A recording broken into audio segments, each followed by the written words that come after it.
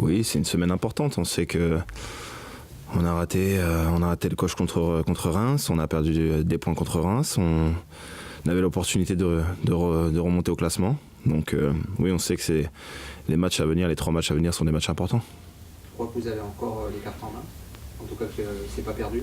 Oui, non, c'est pas perdu. Après, c'est sûr les cartes on les a en main, mais on utilise pas mal de jokers, malheureusement. Donc voilà, c'est pas perdu, mais il faut pas trop qu'on tire sur la corde. Donc à nous pas prendre de risques, à nous prendre des risques, pardon, et à nous d'essayer de prendre des points, de prendre 3 points surtout, qui pourront nous être bénéfiques pour le classement.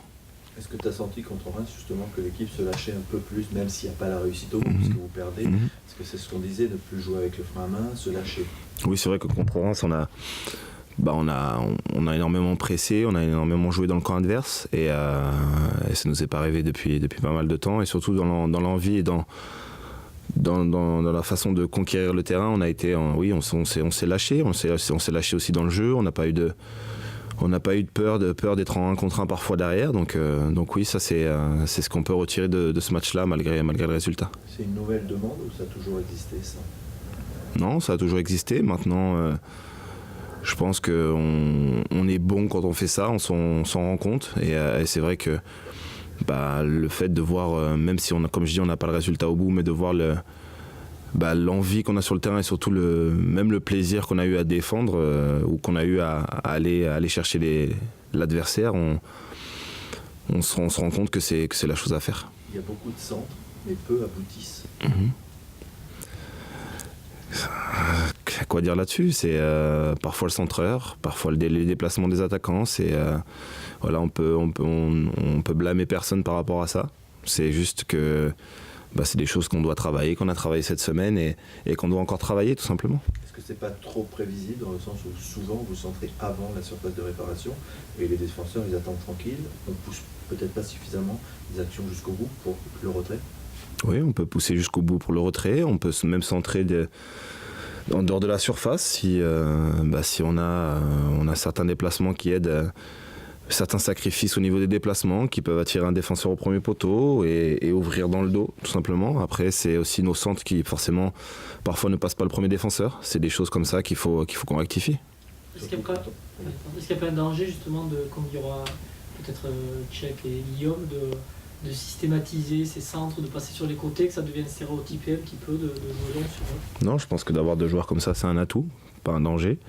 Quand on a Guillaume aussi qui peut jouer de haut jeu, qui peut décrocher dans le jeu, qui est très intelligent, qui joue en une touche de touche. On a Tchèque qui peut également peser sur les défenses. Donc quand on a 2 atouts comme ça, je dirais pourquoi pas centrer. Tu les trouves assez complémentaires justement? On les a pas vus jouer encore ensemble, donc je peux pas dire s'ils sont complémentaires ou pas. Après dans les caractéristiques, oui. Après c'est vrai qu'on va pas leur demander non plus de prendre tout le temps l'espace dans le dos de la défense, mais voilà, Guillaume peut décrocher, jouer, Tchèque peut partir dans son dos de temps en temps, et voilà, je pense que oui, s'ils arrivent à jouer ensemble, ils peuvent être complémentaires sur le terrain. Parce que vu de l'extérieur, on se dit voilà, c'est 2 grands, même profil, mais en fait, c'est pas totalement vrai. Si on essaie de voir plus loin que ça, non, c'est pas vrai. Parce que, comme je dis, Guillaume, je pense qu'on a pu le voir dans certains matchs, Guillaume décroche beaucoup, Guillaume aime jouer, aime le ballon, aime jouer au sol, malgré sa grande taille.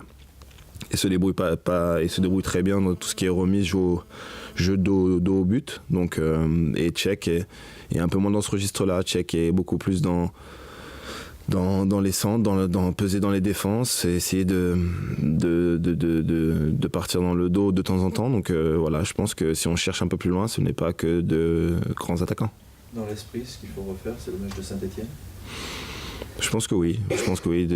Avec la réussite, oui. C'est être conquérant comme à Saint-Etienne, aller chercher les joueurs dans leur camp, être agressif dans les duels et dans le jeu, jouer en une touche de touche, jouer assez rapidement et beaucoup de mouvements qui vont nous créer des espaces et surtout des opportunités offensives. Et bien, tu es une équipe qui prend beaucoup de buts dans les derniers instants. Je crois qu'ils ont perdu 23 points comme ça. Ça va jouer là dans les derniers instants. Il faudra attendre jusqu'au bout. J'espère pas. Après, j'espère qu'on pourra décoincer ce match le plus tôt possible et se mettre à l'abri le plus tôt possible. Maintenant, s'il faut qu'on prenne les 3 points sur les derniers instants, on prend aussi. On a vu le coach très énervé à la fin de l'entraînement hier. Mhm. Comment ça t'a surpris? Comment tu l'as vécu, toi? Normalement, c'est des choses qui arrivent dans... Voilà, on peut pas non plus toujours être brossé dans le sens du poil. Il y a des fois où le coach a envie d'exprimer ce qu'il ressent. On est là, on est là pour essayer de se remettre en question également. Donc je l'ai pris comme un patron mécontent de ses ouvriers. Même si c'est en public, c'est ça qui est la différence? Il n'y a pas de... Même ça peut piquer un peu plus? Non, on est des personnes publiques. L'entraînement est ouvert aux supporters. C'est pas quelque chose qui va nous gêner plus que ça. Voilà, on sait le métier qu'on fait, on sait qu'on est médiatisé, on sait qu'il y a des gens qui vous supportent. Donc voilà, que ça soit en public ou pas, ça a le même impact. Vous avez besoin justement qu'on vous rentre un peu dedans? Besoin, pas besoin, tout dépend la personnalité des joueurs, la personnalité du joueur. Il y a des joueurs où quand on leur rentre dedans, ils ont un orgueil et ça les fait réagir. Ce qui est ma façon de voir les choses. Après, tu as des joueurs qui peuvent s'écrouler, tu as des joueurs qui peuvent douter. Tout dépend de la personnalité du joueur.